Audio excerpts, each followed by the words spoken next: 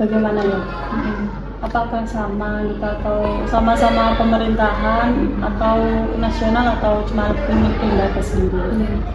Jadi kalau bicara tentang kurikulum ya sebetulnya yang dipakai di SDN Sumorambi itu adalah dasarnya kurikulum nasional yang sudah ditetapkan oleh Kemendikbudrismen. Cuman dalam proses penyusunannya tentu ada hal yang disesuaikan lagi sesuai dengan kearifan lokal lembaga. Prinsipnya adalah kami mematuhi apa yang sudah ditentukan oleh Kemendikbudrismen untuk jam belajar, mapelnya itu semuanya kita ikuti dari sana. Kemudian capaian pembelajaran kan juga sudah ditetapkan, tetapi ada hal-hal yang kita sesuaikan kembali seperti pengaturan kegiatan kurikuler, kemudian ada tambahan mata pelajaran BTG yang dari Kemendikbudrismen tidak ada, sama ini bahasa Inggris itu kalau dari Kemendikbudrismen kan kelas 1 2 itu sih belum ada, tidak harus ada. Cuman di kami sudah ada, masuknya di ekskul wajib. Penyusunannya tentunya melibatkan seluruh warga sekolah. Jadi pada saat liburan sebelum tahun ajaran baru sudah disusun bersama. Oh, berarti yang terlibat semua seluruhnya, ya, bukan cuma kepala sekolah sama mata kuliahnya saja. Enggak, jadi kita memang punya tim pengembang sekolah yang diketuai oleh salah satu guru gitu ya, tetapi di dalam penyusunan itu tetap melibatkan semua guru. Cuman yang memimpin penyusunannya adalah tim pengembang sekolah, juga kita melibatkan komite sekolah biasanya. Berarti memiliki tim juga ya Bu ya, yang bantu ngarahin ya.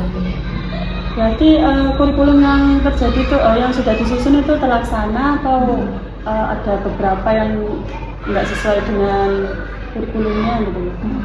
Kalau kita bilang terlaksana secara totalnya kita belum bisa menentukan ya, karena tahun ajaran ini kan belum selesai. Jadi kurikulum yang sudah dibuat itu sudah dibukukan menjadi kurikulum satuan pendidikan atau KSP ya. Karena tentunya karakteristiknya dari sekolah satu dengan lainnya kan berbeda. Untuk melihat ketercapaiannya, biasanya kita ada rapat evaluasi di akhir tahun ajaran. Kalau ini kan berjalannya masih sekitar 80% lah, kita bisa bilangnya 80%. Karena masih ada beberapa bulan ke depan ya untuk semester ini. Tapi sejauh yang sudah berjalan, insya Allah terkait mapel, CP itu semuanya sesuai dengan yang ada di dalam kurikulum.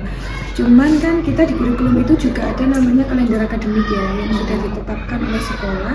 Itu ada beberapa yang bergeser memang pelaksanaannya karena disesuaikan dengan situasi dan kondisi.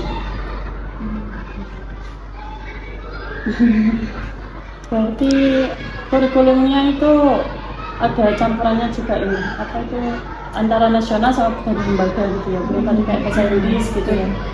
Berarti kelas 1 sama kelas 2 udah pakai bahasa Inggris juga ya? Kelas 1 2 ada, cuman itu sih kami menulisnya di ekstrakurikuler tapi wajib. Jadi semua siswa ikut wajib, terus kita ngambilnya juga dimasukkan di jam pelajaran gitu. Seperti itu.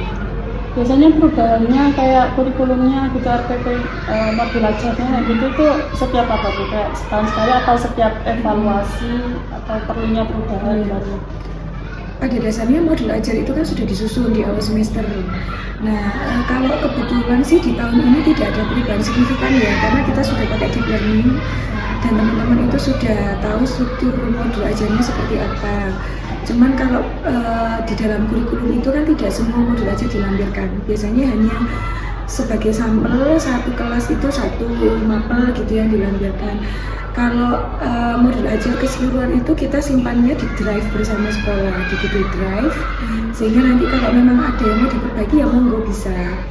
Perbaikan modul ajar itu bisa dari satu hasil supervisi. Jadi guru-guru itu kan ketika ngajar satu semester itu ada supervisi oleh kepala sekolah, kadang oleh pengawas atau guru senior. Nah kalau ada masukan dari situ bisa ada perbaikan modul ajarnya. Sudah kayak ada kesalahan aja gitu, atau perlu diperbaiki? Iya betul, mungkin ada yang perlu ditambahkan atau kayak kemarin itu kan kita ada PID ya, papan interaktif digital itu. Nah kebanyakan modul ajaran yang dibuat teman-teman itu kan masih belum terintegrasi itu, sehingga kemarin mungkin ada perbaikan dari segi pemanfaatan digital itu. Cuman nggak signifikan sih pasti itu. Berarti kalau pemanfaat digitalnya itu masih belum full gitu ya? Kemarin di awal keterbatasan gitu. Terus berarti nggak terhitung kayak setahun sekali setelah evaluasi itu ya? Pasti ada perubahan. Oh pasti ada. Kan kita nyusun modul ajar itu di awal semester. sehingga nanti di semester 2 nyusun lagi. Di semester berikutnya kadang guru itu kan tugas mengajarnya tidak tetap, berpindah-pindah, jadi pasti modul ajarnya juga nanti akan ganti. Tapi hampir sering gitu ya. Iya, betul.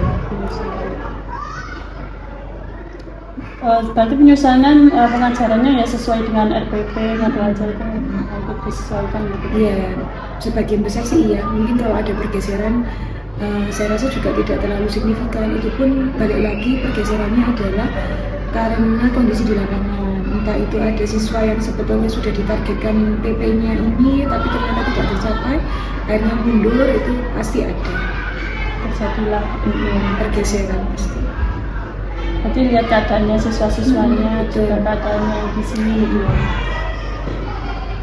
Terus setelah kayak perbaikan gitu langsung ditindaklanjutinya gimana tuh? Apa ya melakukan perbaikan tersebut atau gimana? Jadi sebetulnya kalau ada masalah di kelas, saran, usulan gitu ya, setelah observasi, kami punya komunitas belajar. Kalau dulu namanya KKG. Sehingga di 1 minggu sekali itu, di hari tertentu yang sudah disepakati Bapak Ibu Guru, kita ada duduk bareng-bareng gitu kan, bahas, ngobrolin. Kadang juga ada narasumber yang kita panggil dari luar gitu. Nah, di situ biasanya teman-teman akan sharing, saling cerita, kemarin hasil supervisinya seperti ini, ada saran nggak dari teman-teman. Jadi dia langsung diperbaiki sih pada saat itu juga dari saran masukan teman-teman yang ada gitu. Jadi langsung ditindaklanjutin gitu ya, apa gitu. Seminggu sekali gitu. Kalau tidak ada arang melintang, artinya nggak ada kegiatan yang mendesak, itu pasti seminggu sekali dilakukan. Sangat aktif ya. Memang ada aturannya tentang hari belajar guru. Kalau dari Kemendikbudrismen itu dalam 1 minggu sekali itu ada namanya kegiatannya hari belajar guru. Seperti sudah dilaksanakan di sini. Sudah. Insya Allah di hampir semua sekolah pasti sudah. Apa lagi? Apa yang dibahas evaluasi kurikulumnya? Apa timnya dulu gitu atau seluruhnya dulu? Ya, kalau proses evaluasi sih sebetulnya dimulai dari catatan-catatan kecil ya. Jadi setiap ada pergeseran kegiatan itu kita pasti bikin ada catatan-catatannya. Kemudian nanti akan dikumpulkan jadi satu. Pada saat akhir tahun ajaran itu rapat semua guru.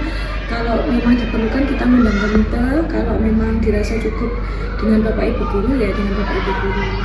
Jadi nanti hasil evaluasinya itu akan menjadi pedoman untuk pengembangan kurikulum di tahun berikutnya.